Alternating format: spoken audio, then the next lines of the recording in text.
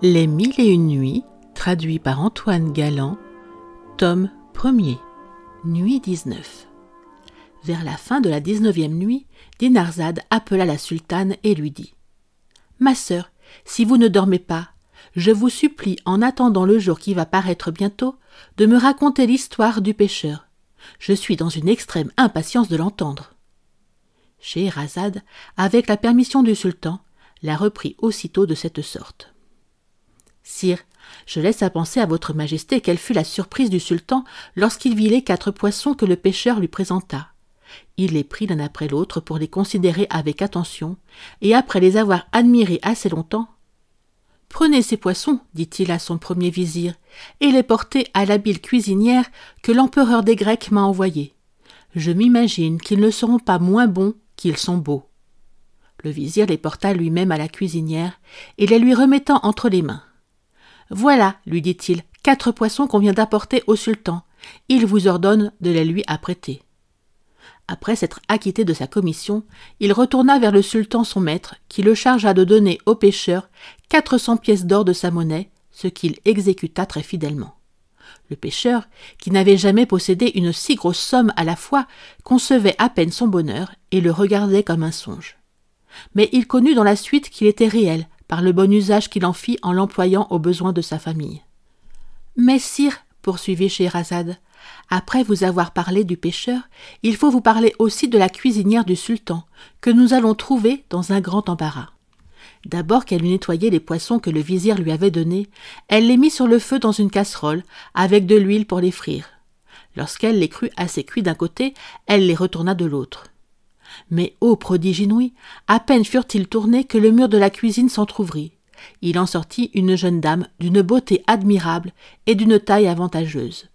Elle était habillée d'une étoffe de satin à fleurs façon d'Égypte, avec des pendants d'oreilles, un collier de grosses perles et des bracelets d'or garnis de rubis, et elle tenait une baguette de myrte à la main. Elle s'approcha de la casserole, au grand étonnement de la cuisinière, qui demeura immobile à cette vue, et frappant un des poissons du bout de sa baguette. « Poisson, poisson, lui dit-elle, es-tu dans ton devoir ?» Le poisson n'ayant rien répondu, elle répéta les mêmes paroles. Et alors les 4 poissons levèrent la tête tous ensemble et lui dirent très distinctement « Oui, oui, si vous comptez, nous comptons. Si vous payez vos dettes, nous payons les nôtres. Si vous fuyez, nous vainquons et nous sommes contents. » Dès qu'ils eurent achevé ces mots, la jeune dame renversa la casserole et rentra dans l'ouverture du mur qui se referma aussitôt et se remit dans le même état où il était auparavant. La cuisinière, que toutes ces merveilles avaient épouvantée, étant revenue de sa frayeur, alla relever les poissons qui étaient tombés sur la braise. Mais elle les trouva plus noirs que du charbon, et hors d'état d'être servies au sultan. Elle en eut une vive douleur, et se mettant à pleurer de toute sa force, « Hélas, disait-elle, que vais-je devenir? Quand je conterai au sultan ce que j'ai vu, je suis assurée qu'il ne me croira point. Dans quelle colère ne sera-t-il pas contre moi ?» Pendant qu'elle s'affligeait ainsi, le grand vizir entra et lui demanda si les poissons étaient prêts. Elle lui raconta tout ce qui lui était arrivé, et ce récit, comme on le peut penser, l'étonna fort. Mais sans en parler au sultan, il inventa une fable qui le contenta.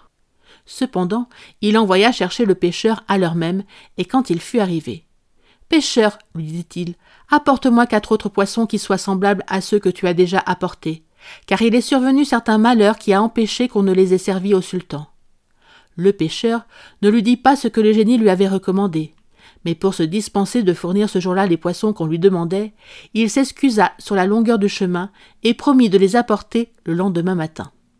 Effectivement, le pêcheur partit durant la nuit et se rendit à l'étang. Il y jeta ses filets, et les ayant retirés, il y trouva 4 poissons qui étaient comme les autres, chacun d'une couleur différente. Il s'en retourna aussitôt et les porta au grand vizir dans le temps qu'il les lui avait promis. Ce ministre les prit et les emporta lui-même encore dans la cuisine, où il s'enferma seul avec la cuisinière, qui commença de les habiller devant lui et qui les mit sur le feu, comme elle avait fait pour les 4 autres le jour précédent. Lorsqu'ils furent cuits d'un côté et qu'elle les eut tournés de l'autre, le mur de la cuisine s'entr'ouvrit encore et la même dame parut avec sa baguette à la main. Elle s'approcha de la casserole, frappa un des poissons, lui adressa les mêmes paroles, et ils lui firent tous la même réponse en levant la tête. « Mais sire, ajouta Scheherazade en se reprenant. « Voilà le jour qui paraît, et qui m'empêche de continuer cette histoire. Les choses que je viens de vous dire sont, à la vérité, très singulières. Mais si je suis en vie demain, je vous en dirai d'autres qui sont encore plus dignes de votre attention. » Schahriar, jugeant bien que la suite devait être fort curieuse, résolut de l'attendre la nuit suivante.